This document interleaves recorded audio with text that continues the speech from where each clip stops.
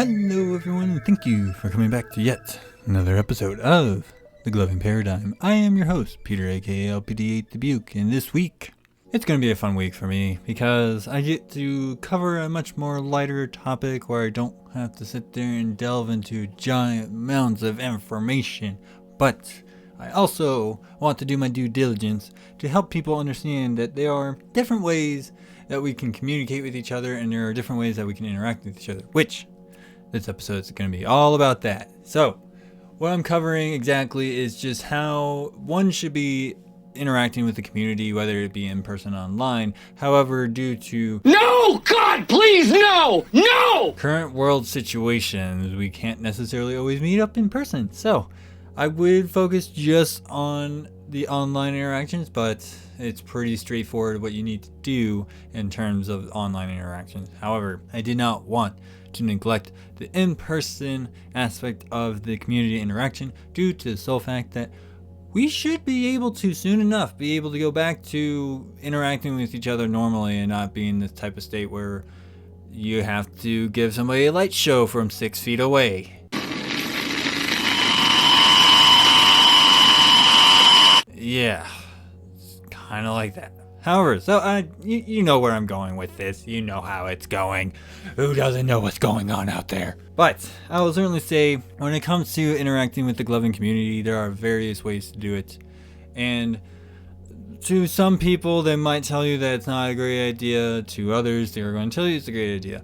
I, for one, will tell you it's a great idea to interact with the community because we are an awesome community and we try to work with each other the best we can. Yes, there have been people who have made some sour notes within the community, but you know what? We've done our best to get rid of those people and keep our community nice and safe and encouraging of others. So, when it comes to where to go to interact, first thing I want to cover is the in-person one, just to get that out of the way, because this is how we used to interact with each other a lot of the times. And then I will cover the latter of being online as the much more practical route currently.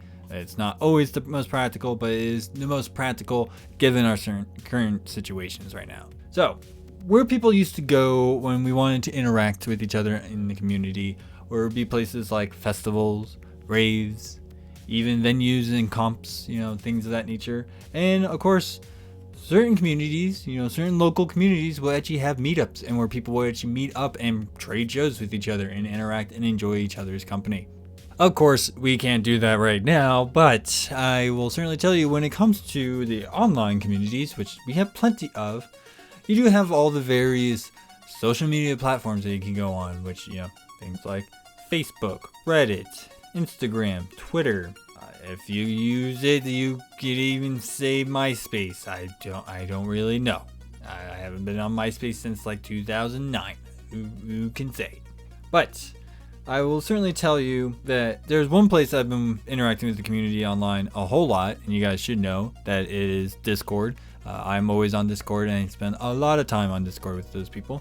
One of the major things I love about Discord is that it just is a very nice platform that kind of actually adds a little bit more layers of organization when it comes to a lot of the information people are looking for. So if you're looking for things like tutting or tech, or maybe you're looking for tutorials on musicality and how people try to define musicality, we actually have all these different chats and channels that you can check out and find all these different tutorials and all this different information, all organized in a wonderful, wrapped up little bow package. Nice. Which tends to be Discord. But I would certainly say that a lot of these social media platforms, including all the ones I just told you, do offer a video chat room. As weird as that sounds, because they call them rooms. It's still really strange to me too, so don't worry about it. But I will certainly tell you from my own experience that when it comes to the community, this is where we've been working out of for the most part. Yes, there are some local communities that are able to pull off the meetups, so if you're in those areas, you are lucky to be able to have the in-person social interaction that gloving tends to have and what makes gloving so good. But when it comes to some of the people who are not so fortunate, they have to resort to online. And I will certainly tell you that it can feel like a daunting task. And I get it, because it does sound like a very daunting task. You're going to put yourself up on the internet where you're dealing with a bunch of random strangers. Yeah, that can sound scary. I get it. Don't worry about it. However, I will certainly tell you there are ways to work around this and actually keep yourself safe while you interact with people online. First things first, I want to kind of do a very brief overview of the do's and don'ts that you do on the internet. If you guys haven't seen it, pretty much every fandom, community, fan base, player base, What the artist circle, whatever the case may be, whatever community-based gathering spot that people have, you pretty much have a good general outline of things you can and cannot do. Reddit has a nice little rules list on the site, and that's what they do. They have all their rules right there, and of course you'll see a lot of the rules pretty much pinned in like Discord chats or Facebook and Instagram, all that stuff. They usually have the rules posted up before you actually enter into those rooms. That way you know what is expected of you when it gets to that. So one of the things I definitely want to say is when you are interacting online, I do encourage a lot of these things. First of all, using pseudonyms is one of the major things I would definitely encourage.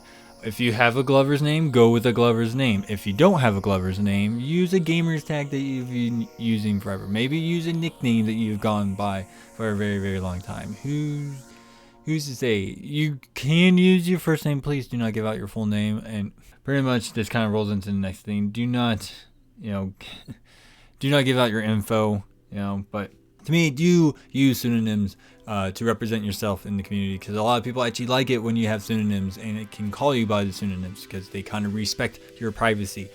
A lot of people in the Discord chat are like that. They are very much respectful of your privacy and would rather have you use pseudonyms. So if you don't have a Glover's name, but you have like a nickname or a gamer tag that you go by a lot, go by that. I tell people my Glover's name is LPD8 Dubuque. I also go by Mutton Chop Guy because that's my handle on Discord and various platforms. I give out my first name, but that's pretty much the extent that they get. Another thing I will definitely say that when it comes to things that you need to do is, yes, you need to have very strong etiquette. You need to be respectful. Please follow the rules on online and in person. In a roundabout way, just don't be a jerk. It's pretty much the simple thing. Everybody wants to be respected and everybody wants to have a good time, and nobody wants anyone to try to ruin it for them, so please be respectful when it comes to that. And of course, one major thing that I will say to a lot of people when it comes to interacting with the online community, please ask without fear. So if you're asking for feedback, if you're asking a question, if you're asking for some input, or if you're asking to start a discussion, my best advice to you is to ask it without fear. Now, I do want to kind of add a caveat, and I don't normally do this solely because it's not something I normally like to do. I don't like putting spins on things like this, but I do have to address it because I've had a couple of my, a lot of newcomers, well, not a whole lot, but I had a few newcomers come to me and explain to me their experience. And so I want to give you guys kind of a cautionary tale when it comes to certain particular areas when you interact with the online community. So I had a couple of them tell me that they were asking questions on Glover's Lounge. As much as I hate to blast it, I'm just going to put it out there. I pretty much did it in the past on a few episodes about how it was back in the day. But with Glover's Lounge, it's a very difficult one to work with, in my opinion. And the main reason is because there's just so many people in there that you tend to kind of have some issues. And it's just because of a big conglomerate pool of people.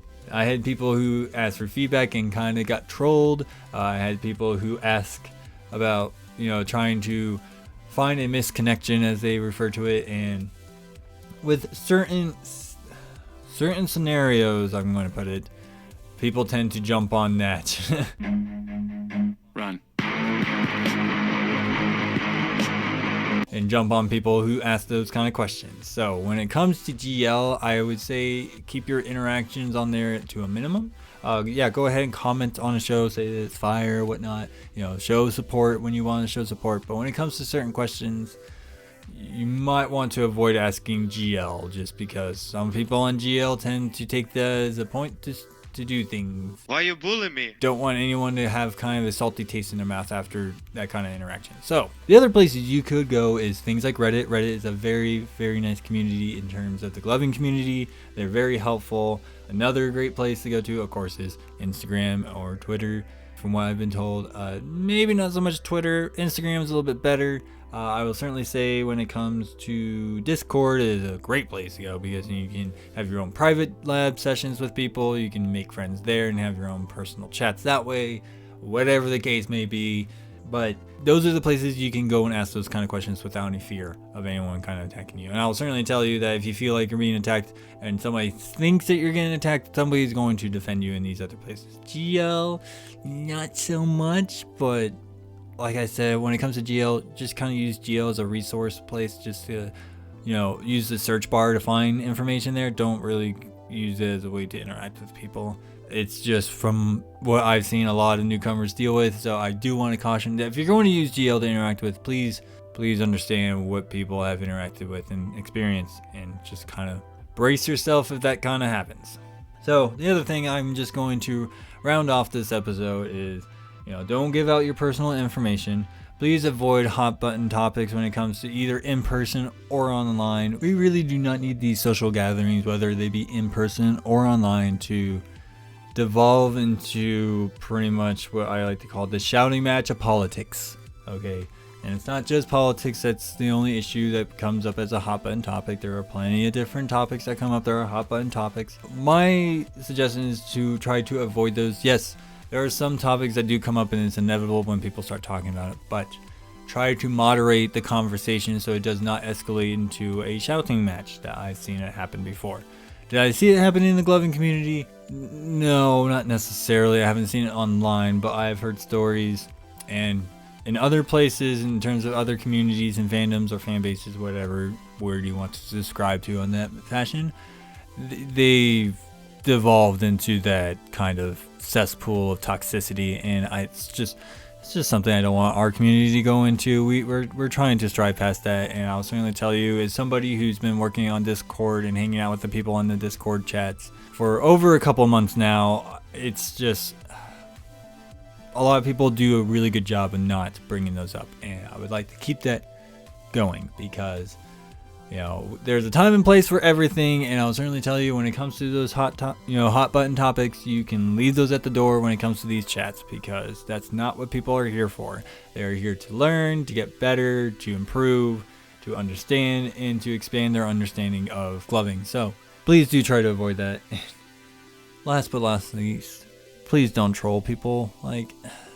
There's enough people on Glover's Lounge that do it. We don't need it in all these other places. So if you want to troll people, go on Glover's Lounge and do it there. Just don't do it anywhere else. And the main reason why I say Glover's Lounge, just because, Glover's Lounge had a pretty strong history, and it kind of still has a recovering history of dealing with it. So if there's going to be one place that has been able to manage it and deal with it the best, I would say Glover's Lounge has been able to deal with the trolling the best. Are you crazy? Are you out of your mind? So if you want to troll, work there, because I'm telling you right now, not a lot of people are going to let you do it anywhere else, especially in the public chats. I'll tell you that right now. So those are my tips and tricks. Those are my little bits of advice when it comes to interacting with the community. It's just, don't be a dick, be respectful, especially if it's in person or online. Avoid touchy topics that people have high emotions over. I don't want any pissing matches happening going on. Some people will tell you to take it to the pit, and that's totally fine. You can take it there too. But I will certainly say, if you have any questions that I did not cover in this episode, Oh shit, here we go again. you have the various outlets you can hit me up at. First of all, I do have a Facebook page, which is aptly named The Gloving Paradigm. You can always hit me up there. I'm very responsive, and please try to like my page to help me get more people in here. Of course, I do have another place you can hit me up at. I do hang out a lot, and I mean a lot, on Reddit, especially in recent times, and I'm hoping with the new job that I just got that I will actually try to be off of Reddit so much, but I spend a lot of time there as it is. So if you want to find me on Reddit, I'm under the username MuttonChopGuy, and of course I do have an email address, which is muttonchopguy@gmail.com. Of course, I also do have an Instagram, so if you want to follow me and see all the pictures of my dog and all the weird things I do behind the scenes that I tend to take pictures of just so you guys can laugh at me, you can follow me there, which that link will be in this episode's description down below, along with my Facebook. Of course, one other thing I definitely want to let you guys know is I do have a YouTube channel. I am working on backlogging all my episodes on there, so that way I can get that up to speed. Hopefully I will actually put a little bit more extra content on there if I so choose this. I definitely will hope that it will actually expand much faster. One major thing I definitely want to let you know, that if you do like the content that I create and you do wish to help me make better content, you do have the option of supporting me on Patreon. Ain't nobody got time for that. As little as $1 a month will go a very long way to help keep this channel going and help me reach closer to my goal of $1,000 a month, so I can do this full time and I don't have to do a day job to help with the extra bills that come along to doing this show. So if you do want to help me out, please consider donating on Patreon. As little as $1 a month. It's a long ways to go, and please help me get closer to the goal of $1,000 a month. That is the goal I'm working on. So you do have all those places you can hit me up at. And of course, I do want to thank everybody who has liked the page so far, who has shown their support. Didn't do it last episode, but I should have done it, so I'm doing it in this episode, and hopefully at the end of the this month I will be on track. But to my new patrons who have shared and donated and pledged to me, Neil, thank you so much for being the first and only one so far.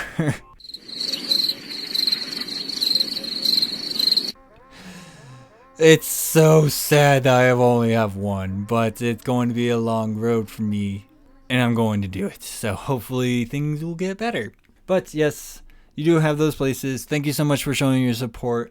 I'm absolutely glad that you guys keep coming week after week listening to me ramble on. But that's all I have to say to you guys. So I absolutely love you guys. But I am your host, Peter, aka LPD8 Dubuque, and I'll see you guys all next week.